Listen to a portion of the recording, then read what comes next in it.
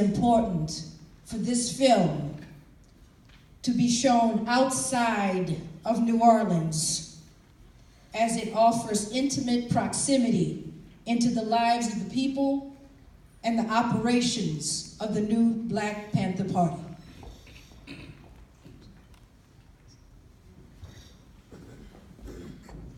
Black power. Black power. All power to the people. All power to the people. Well, quite honestly, Western and American media has been whitewashing our story since we've been in inception. All of these lynchings that we were talking about, there have been press releases released out to every media outlet in America you could mention. America is purposely whitewashing what's taking place right now. We are experiencing the current Holocaust as African people in the 2000s. The police lynchings are no different than the slave owners ripping the slave apart in front of the slaves. It's the same psychological trauma that they're trying to instill, which is to keep fear on the plantation, because we are still in captivity. We were never released from captivity. The 13th Amendment said you can't be a slave unless you commit a crime. So the social and economic conditions that we've been forced under create the atmosphere for crimes. And the 14th Amendment forced us to be citizens under duress. Subjects. Our ancestors never said we wanted to be subjects of this government. It has been forced on us, and the police enforced it, and the economic conditions forced on us forced it. And when we are murdered, which is ethnic cleansing and genocide by the police, we have watched since 2008, when Obama became the president, the police murders skyrocketed. Every day from lunch, dinner, late night, snack, we were witnessing police killings after police killings after police killings after police killings after police killings, and nothing has been done about it. State to state, city to city, children walking down the street eating candy. Alton was authorized by the people who owned the store to sell the CDs. He wasn't doing anything illegal. Those police stood over him and shot him and called him a nigger and said, "Don't move, I'm gonna kill your nigger ass," and they did it. And the governor of this state and the attorney general of this state and the district attorneys of this state have done nothing. That was a young brother killed in New Orleans the same day Obama was inaugurated. The same day that Oscar Grant got murdered by the police. Nothing has been done about it. Last year, before last, Kendall Joseph was shot across the river. The media whitewashed that. Every week we get calls about assassinations, which we call by the police. It is ethnic cleansing and genocide that is taking place. And it's being sanctioned by the state. Willie Lynch is not just the past, it's current. And the media, which is run by white establishment in America, will not expose the lynchings. We just dealt with another lynching last year. So when that film was done, we were dealing with 3 lynchings. We witnessed the lynching in Port Gibson, Mississippi in 2015. Otis Berg was hung in the European's backyard. When Roberto and them started filming us in 2017, a year after the Alton Sterling was assassinated in Baton Rouge, so they initially came to cover the Alton Sterling case and what the aftermath of our action, and then we found out about a lynching. So we went to go investigate the lynching of Philip Carroll, who was hung in his backyard. And then when we left Mississippi to go to Newark, because Sharif had been falsely arrested, he works for the mayor of Newark, Ross Baraka. They're pushing programs for the people. He was falsely arrested for doing what we do. In court, they call him a domestic terrorist. They call us domestic terrorists. When we go to the airport tomorrow to go to London, they give us a 4-hour, 3-hour security check. just because we speak up against injustice. We are still in captivity. It was necessary to get this exposed outside of America because, hell, the Sundance wouldn't even feature it. No American media would even pick the story up or distributor. It's some Chinese people had to pick this movie up. America wants to keep the human rights atrocities that they're doing to us under wraps while they go around bullying other non-white countries and other non-white nations. That's what's going on. We had no choice. And since these people from Italy were the only ones that would film us, we don't have a budget. We are volunteer freedom fighters. We put our money in. We don't get no George Soros money. We volunteer freedom fighters. That's why it had to get exposed in Europe.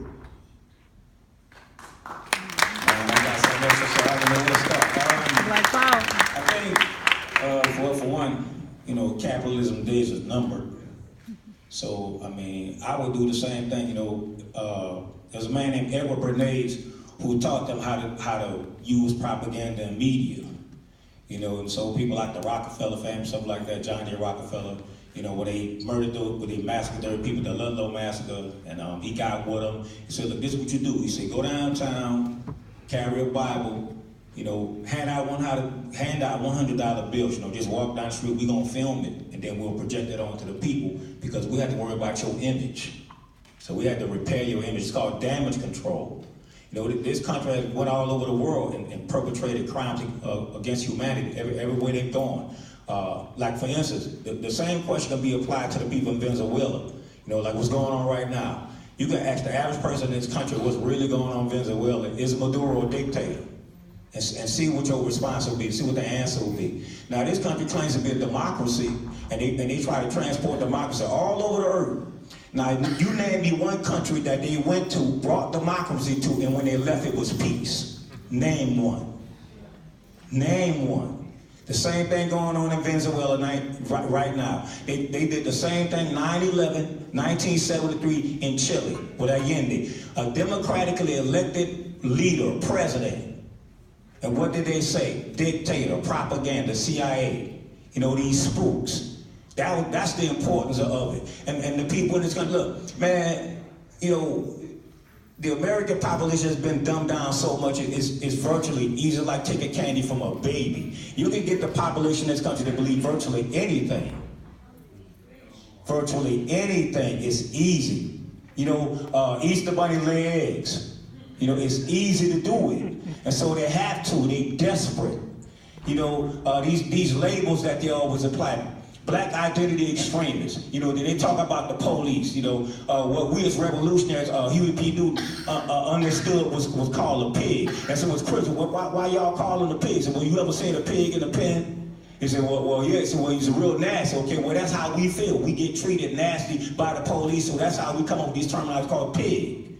You see what I'm saying? Patrick Henry said, give me liberty or give me death.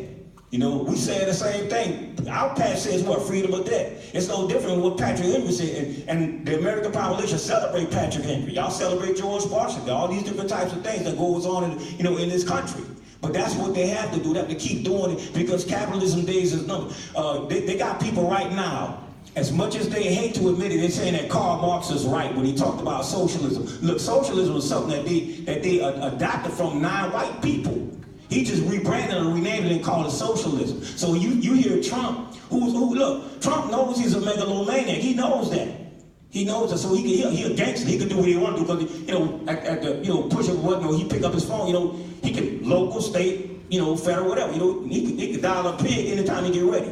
You see what I'm saying? So they got to keep doing it. And at the same time, take other countries, scapegoat them, like Iran. They've been murdering the engineers, the physicists in Iran because they want the same energy that this country has. And so they have to spew all types of propaganda to keep it going and going and going. Here's the question. What you gonna do? That's the question. No more talk. You know what I'm saying? If the things that's happening right now in this country, if the leaders, the politicians, the businessmen, and all these people were Arabs or non-whites, the story, the picture would be different. Nobody would be talking about who's an extremist. This black identity extremist is total fiction. All these things about the police have been murdered and killed. You can't name me one brother that they can identify as a black identity extremist and point to anything that he did. Yet, the white supremacist groups, under various different names, they have murdered police officers, they've done all types of things that fit the definition of what you call terrorism. But they refuse to use the word terrorism. So now somebody has a monopoly on terrorism now. So notice, they haven't been telling anything about, Muslim extremism, Muslim fundamentalism, the threat of terrorism. Yeah, when was the last time the goddamn color went from what, blue to red or even yellow? You don't even hear that anymore. Because you know why? They keep constantly replacing the same. Look, when the Indians was fighting for their land, what did they call the Indians? They called them savages. Okay, in Afghanistan, they were on their side. And then something went wrong. What did they start doing? Oh, terrorism. Now they've gone from terrorism to what? Black identity extremists. You see what I'm saying? So they have to keep spewing their propaganda. And this film is very necessary because what it does is it's shock treatment. It takes off the, this fiction. This fiction, especially white people living in, you live in this fiction, but when reality sets in, you see a bunch of niggas on the screen raging, or they need anger management class. Would you have said the same thing about George Washington when he was raging against the crime, talking about this is our land, that you somehow took from the people from the top of Canada to the bottom of Chile, and then turned around, went back across the ocean, snatched some more people who I guess was good in the sun, and forced them to work for free. And we start talking about reparations, the first thing the Dominic Group starts saying, oh, that was the past. But yet, 4th of July, you want us to wave flags, go to the park, put the grill on, hot dogs and hamburgers and shit, and we gonna wave flags for you. It ain't but 2 times that black people have been American in this country. And your proxy wars and then the Olympics. Black power. Black power.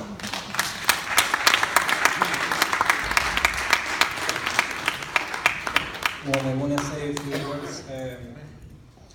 The importance of this movie being in Europe and South America, I noticed when we were over there and we saw the reaction of the people.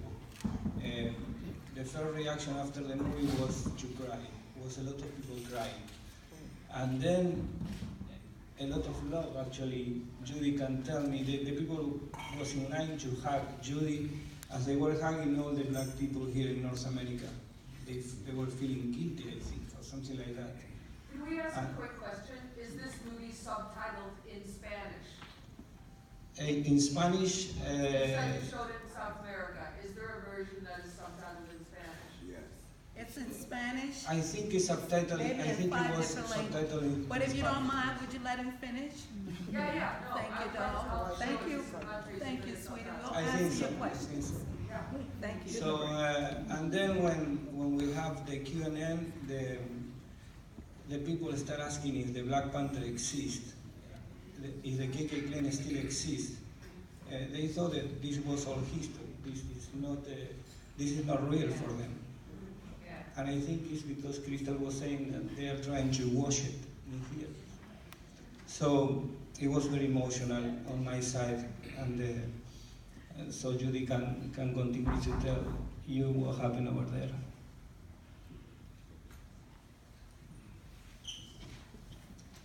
Not to cut you off, Red Sweater, but I don't know your name, darling. I like to be, you know where I'm at if you know me.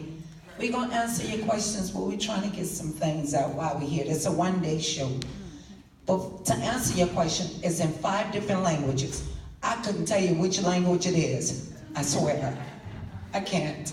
I don't know what they be talking about. But anyways, yeah. This has been the most amazing movie. I've never been in a movie. First time traveling, my first gig traveling was to Venice. where I walked the red carpet with Lady Gaga. I wasn't with her, but she was there. But I was on the red carpet, I know she was there. So that was sweet. That was huge for me. But I've traveled maybe 8 places so far. Cross country, overseas. And after every Q&A that they had, I had to stand at the front door.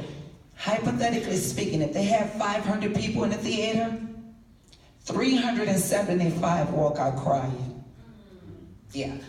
And my mom is here. She was here. She's gone.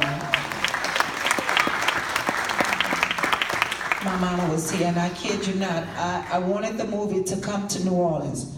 My nephews is here, him and his wife. Thank y'all, all my friends and my family. Thank y'all so much. Kenneth Young, the Indians, Victor. Thank y'all for being here. Thank you for thinking enough of us to show up and show out. That's all I need. I don't ask for much. I'm a simple girl. But with that being said, I wanted it to come to New Orleans, but that scene I done, I didn't want y'all to know that. I didn't. I swear to God, I didn't. But I'm like, I want it here. And Alexis would tell me, it may be coming. I'm like, yeah, no. I swear. And don't judge me, y'all. That's something I went through. That was my past. That was my past. I've been 21 years clean now.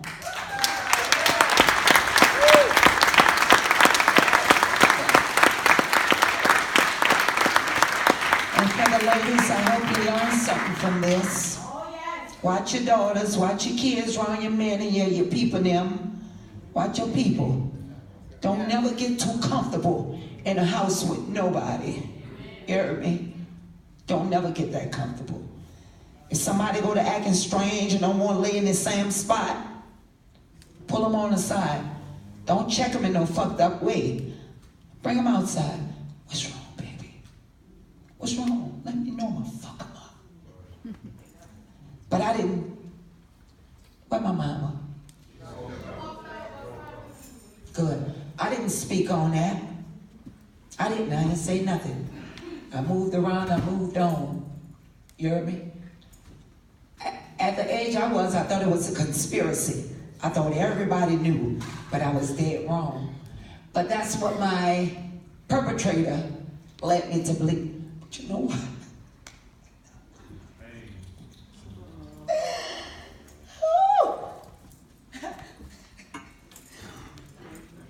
Guess what?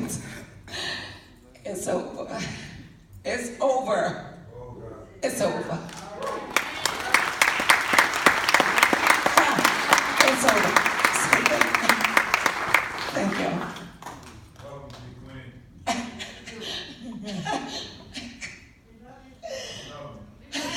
Well, while you're laughing We with love you, us, Judy. for us, Miss Judy.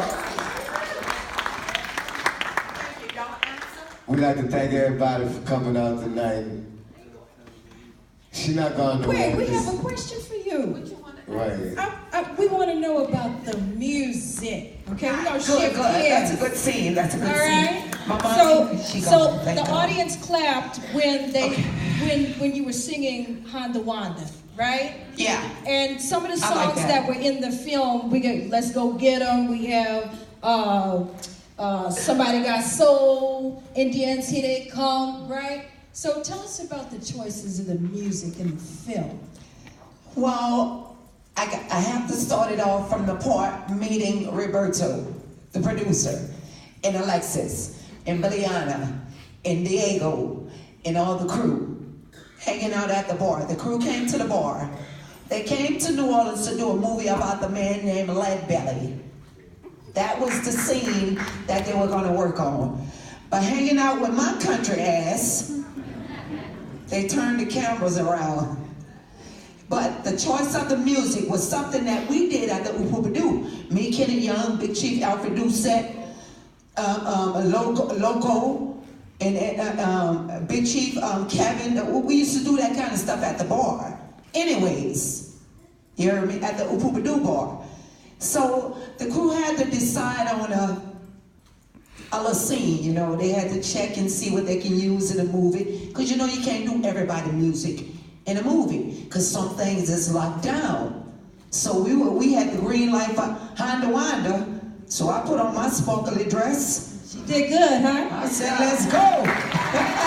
Let's go. Let's go. Yes. So with the choice of let's go get 'em. Loco, Young, come here. Come give us a take on, I got my crew here, Mama. Trust me, I got backup. Come on, and Loco. Kelly Goodman gonna give you that story on Honda Wanda. Come on, Loco. Come on, Big Chief.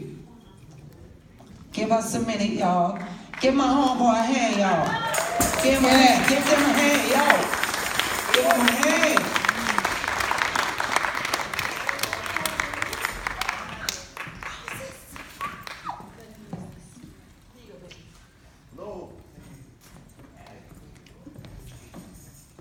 Give us the story where the song "Let's Go Get 'Em." Yes. Oh, Young got one too. I got roses.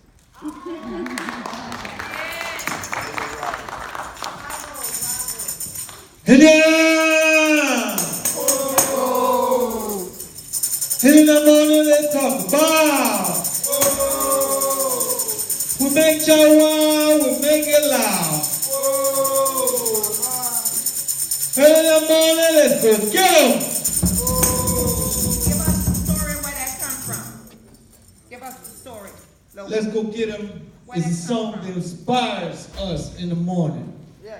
Early in the morning, at 5 in the morning when we wake up to go meet each other, there's one song that inspires me to go meet my Indians, to go see how pretty they are, what they have done all year, and where we're gonna express ourselves through our suits.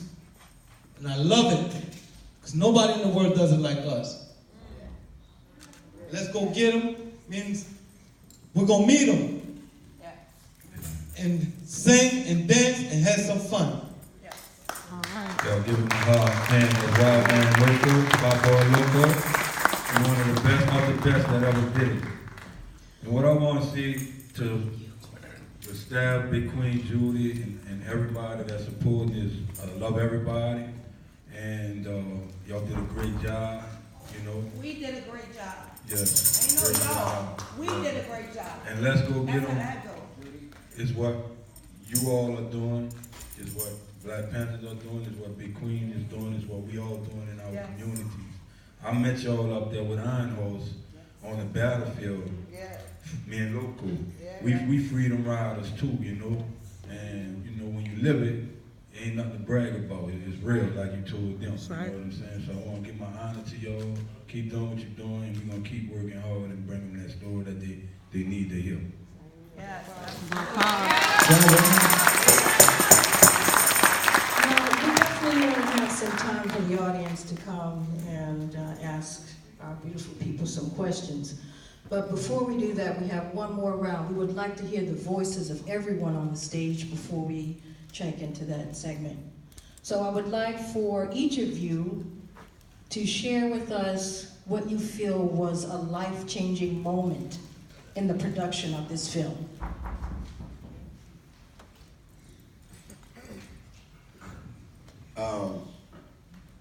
For me, what was actually you hadn't asked the question at first. You had, when you was asking about the music, I was the one that's manning my soundtrack. And the song Let's Go Get 'Em is a song that I wrote and that I made, you know what I'm saying, that goes with my sewing and my masking Black Indian on Mardi Gras as Big Chief Flaming Arrow. Along with a lot of the other songs that has a meaning when we sewing, that when you hear singing somebody gotta sew, that means that whoever stand in front of us with a costume on better be done their homework, they better be done their sewing, and we sew all night and we sew all day, and Mardi Gras morning our costumes determine who the best. And so, back to the question about the movie. I think it was a very interesting movie.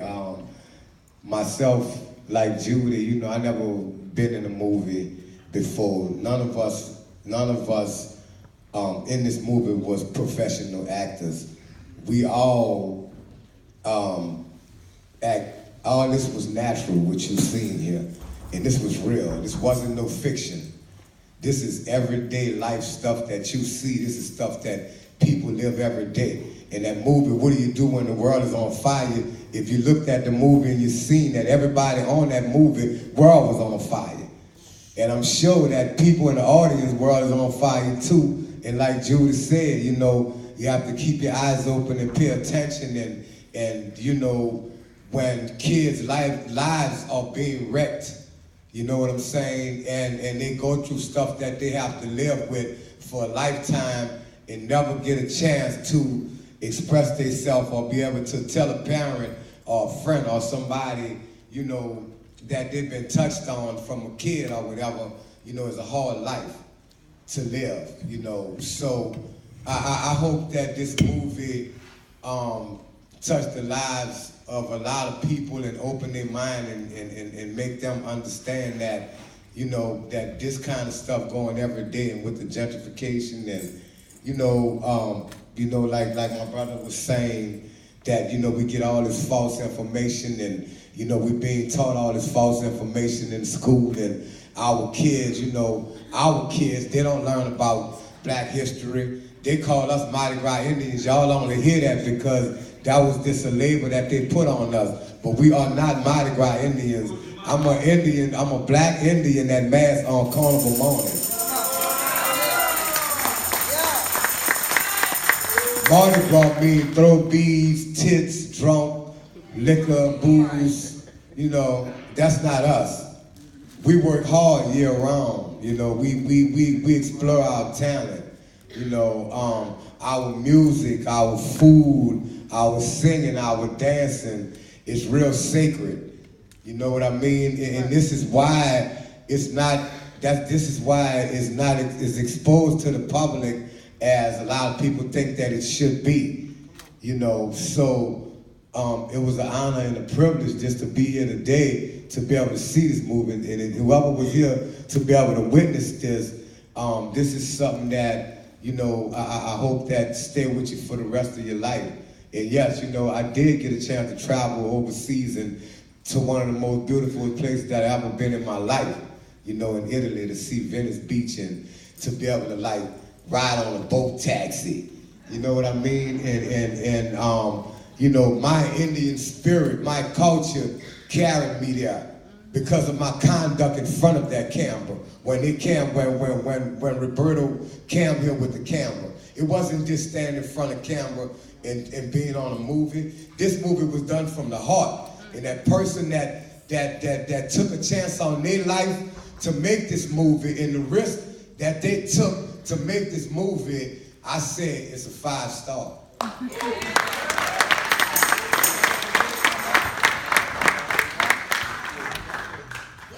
So, what Kevin is saying is absolutely true. It was our first travel in Roberto Minervini. These people came to the bar, and they didn't know us from a can of paint, Mary. They did not know us. We didn't know their ass. We didn't know them. I remember a scene that took us by a lake.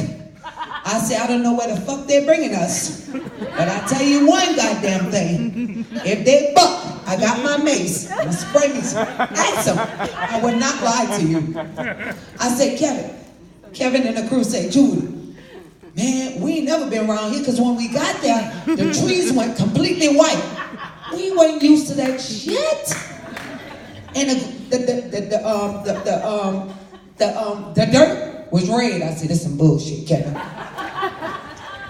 I said, hey, you got a knife or something? Am I lying? Everything I tell you is 100% real. I would not lie to you. So when we got back there, Billiana, she was there, and Alexis, we were all there, and we had it turned out to be nice. But when we got there, there was a tree, and on the tree was a rope. Follow me. It's not a laughing matter. There was a rope. Kevin took a picture of it, and under that rope was a shell case. I say, oh yeah, we gotta fuck somebody up. I want to take the shoes off. But come to find out, it wasn't theirs. But in 2 years, we learned to love these people. These people stood with us, they heard our story, and they didn't move. They didn't move. I love Roberto and Alexis, and you heard me? And Billy Ann and all them people. And they had their life in jeopardy too. Because when you come around people whose world burning already, you gotta be a hell of a person. You gotta be. And I want to give a shout out to the crew, y'all. I want to give a shout out to the crew of what you're gonna do when the world's on fire. All props go to the people. And I'm gonna get a mic to Crystal. So we're on life-changing moments now. Yes. Well, that was a life-changing Wow, moment. was Elmer? Cut somebody. Yeah.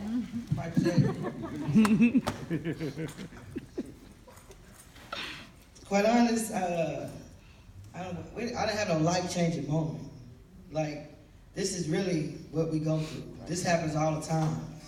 This is like, when we came after the cameras were gone, we're still dealing with lynchings. Yeah. We're still getting falsely arrested for charges. I'm going to court, Sister Dion going to court. We've been going to court for 2 years for protesting. They made up charges on us. I've been to jail 3 times on protesting Alton Sterling just alone. Brother Sharif, I forgot to say when we left, after we filmed the Philip Caribbean lynch, that Sharif was falsely arrested. And we drove up to Newark. By the time we came back, Jeremy Jackson's head had been cut off and his body was set on fire in 1 week. And while the crew was there, a church was set on fire. That was a real-life elementary school that had niggers written all on it. These were people, like, this is real life for us. This is constantly happening. Then last year, that was 2017, right? 2018, in Mississippi again, Willie Jones Jr. was lynched, hung in the people's front yard this time. They're getting so bold. It keeps happening. And as I said, this film gives us an opportunity to expose what America is trying to cover up, the ethnic cleansing and genocide that's taking place on a regular. Have y'all heard about these lynchings in the news?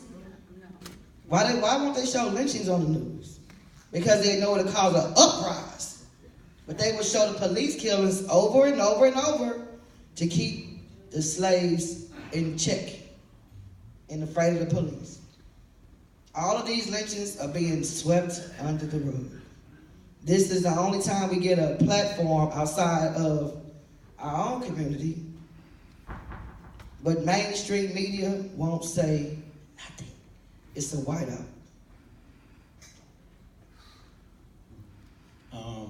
It wasn't really a life-changing moment for me, but I'll say this. I thought they was the police posing as a film crew. My elder told me that I would rather have considered that at all. I mean, I would rather consider that be wrong than not having thought about it at all.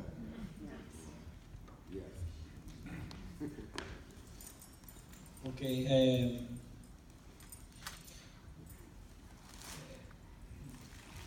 I don't know what to say, but the positive thing about this film, Roberto said that the movies last forever, and I think this is going to be a pain in the ass for these motherfuckers forever.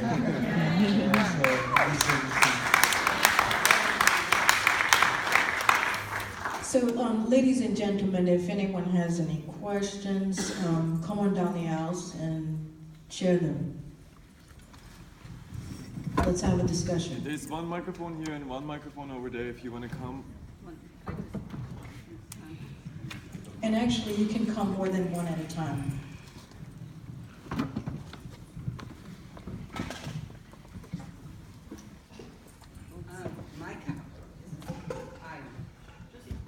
I'll just talk.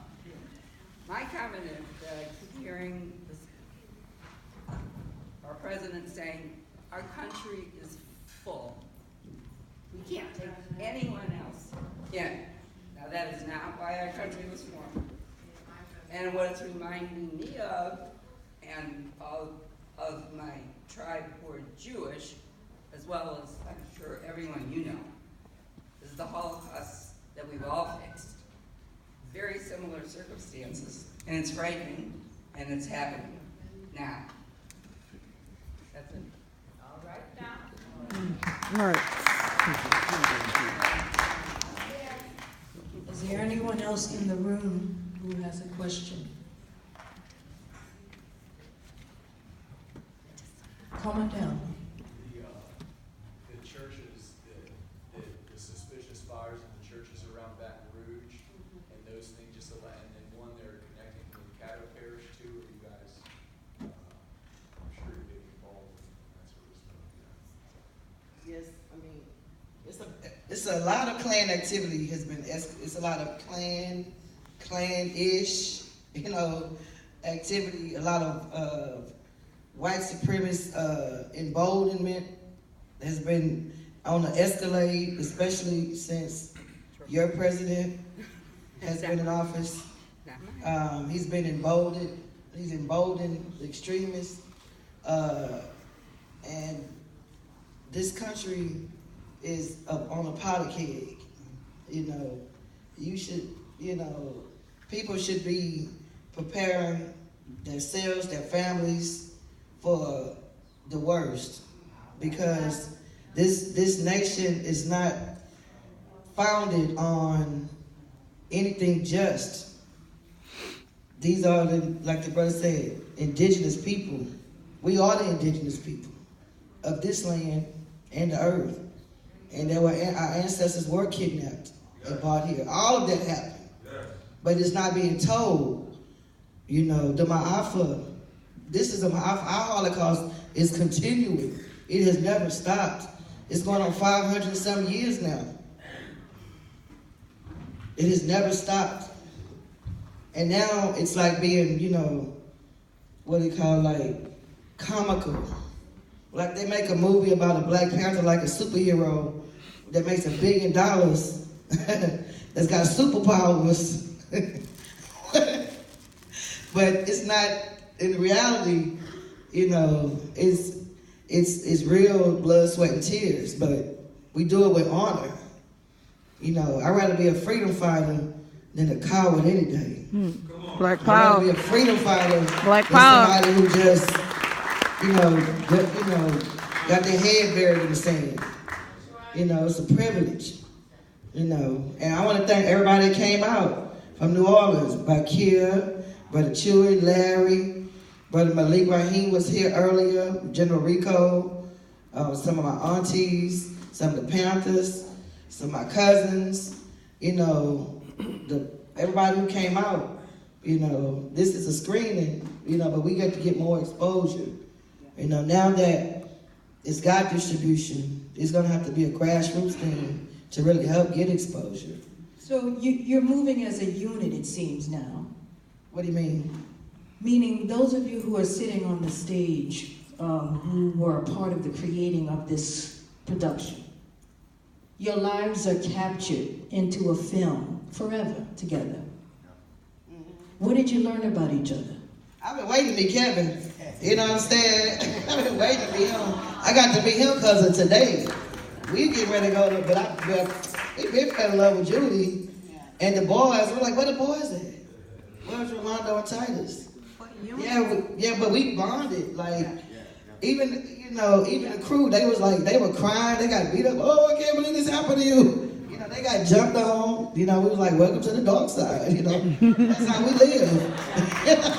So, that's true. We wind up coming together, but color don't bring unity.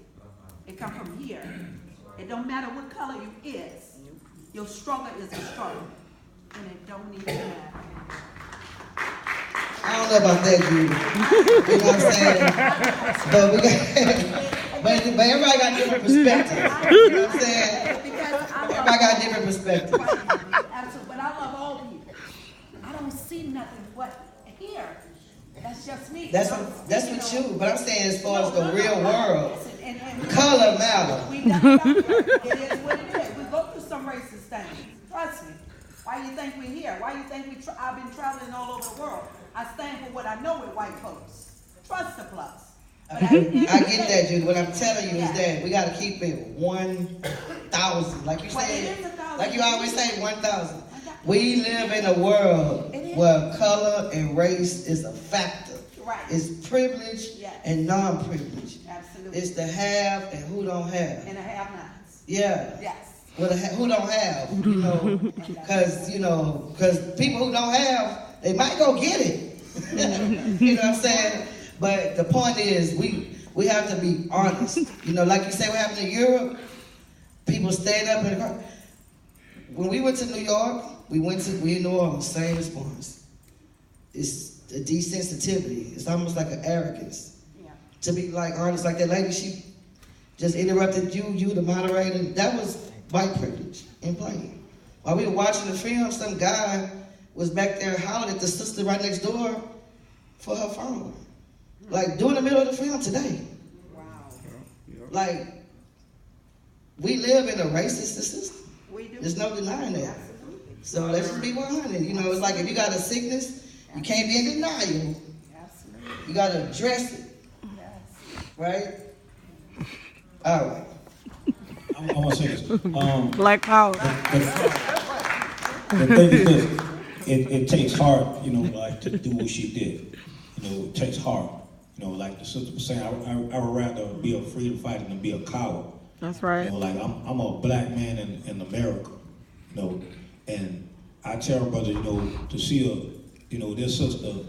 I've asked brothers, like, how you, oh man, I seen that sister, man, yo, man, that sister, man, tell that sister, man, blah, blah, blah. I said, look, when you see her, like, standing toe-to-toe with some pig that got his best friend on his hip, right? How that make you feel? What goes through your mind as a black man? You're saying it takes hard to do this kind of shit. It's real shit. Now, she's coming from a humanitarian perspective. Black people, we've accepted people all our existence, all our lives, wherever we've been. Africa, India, Caribbean, Australia, all over. South Arabia, every goddamn where. Syria, that's all right. I'm naming places with original indigenous, dark, black, and brown-skinned people. So, from a humanitarian perspective, but sometimes that shit could be a weakness. And your enemy always looks to exploit your weakness in you, to take advantage of you.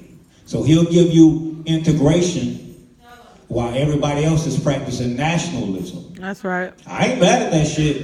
You know what I'm saying? I ain't mad at that at all. You know what I'm saying? Nationalism is beautiful. But when you got somebody, constantly manipulating you maneuvering you into a situation. See, these people, the rich white ruling class, they study shit, right? And I found out that a lot of those guys, they took theater. Now, what is theater? When you go study theater, what do you do? You get on the stage and do what? A stage play. You act, right? Now, Landra, right? He studied theater. Like father, like son. Ronald served past, Papa and Daddy back in the day. This elder showed me, lifted up his shirt, and he had a big old scar like this. He was in a Black Panther boy. He said, oh, that's compliments of Moon Landrew. You see? So, our humanitarianism, that's a given. That's not even up for discussion. What's up for discussion is shit, what we gonna do, because, the clock is ticking. You know what I'm saying? We're in one hell of a goddamn situation. But white people even in a worse goddamn situation. That's damn right. If you do, damn if you don't. That's right. Black power.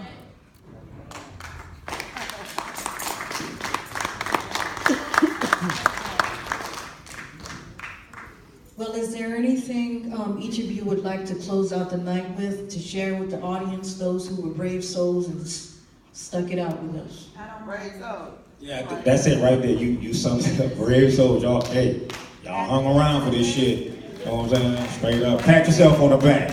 But let's be realistic though, you know what I'm saying? Y'all got work to do, man. Straight up. This shit about liberation or goddamn slavery, straight up. That's right. But y'all can live with this bubble if y'all want to, and they ethnically cleansing our city like it ain't shit. you know, just got through celebrating with us with Martin Luther King on January 17th, holding hands with us and shit, stuff like that, whatever. Talk about Dr. King, this Dr. King, that shit there, and then turn right back goddamn around and then start ethnically cleansing our goddamn blocks, our cities. You understand what I'm saying? And talking about rubbing elbows with us and shit, you know, the good white people. Where are the good white people at now when the shit going down? Speak Where that the good truth, white Nat. people at? Where are the good white people at? Speak You that know, why truth. y'all ain't out there raising hell? You know what I'm saying, about the shit that's going That's down right. in our communities. I know people that live in their house for 30, 40 years, they had to get out. All these maneuvers that they doing. Right. You know what I'm saying? Black power. Black power. So,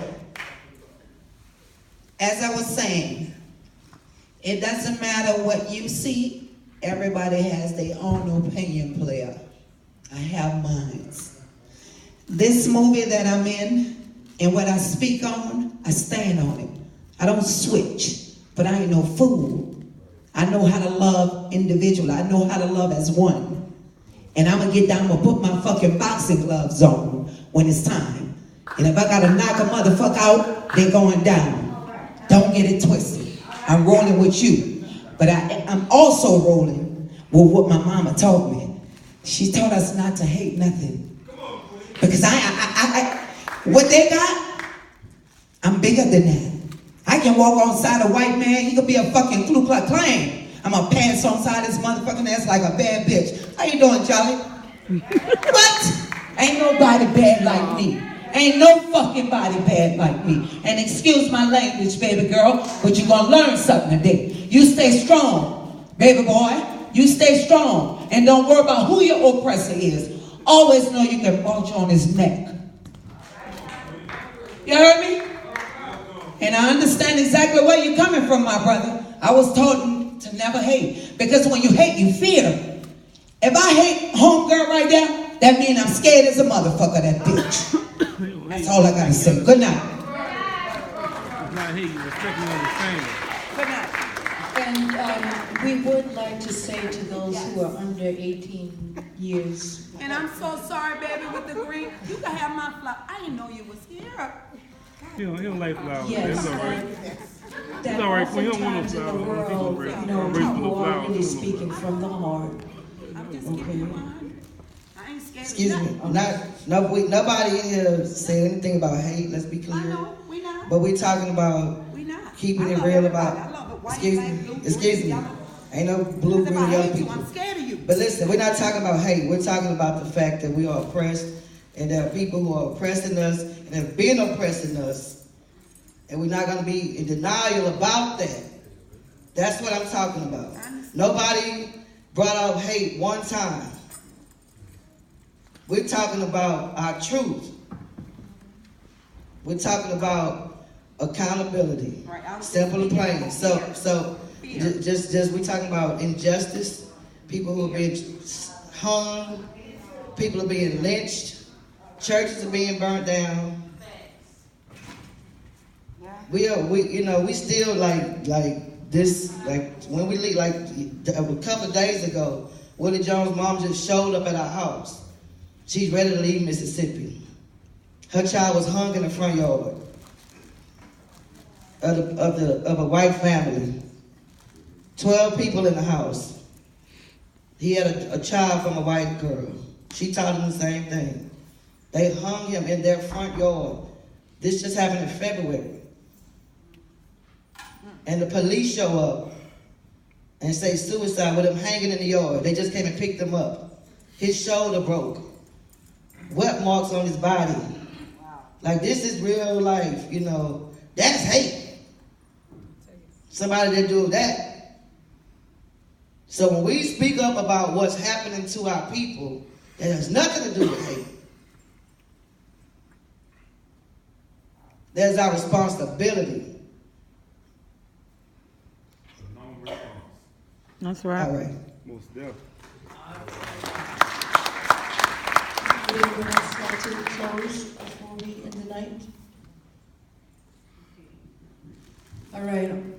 On behalf of everyone who was a part of this production, thank you everyone for coming out.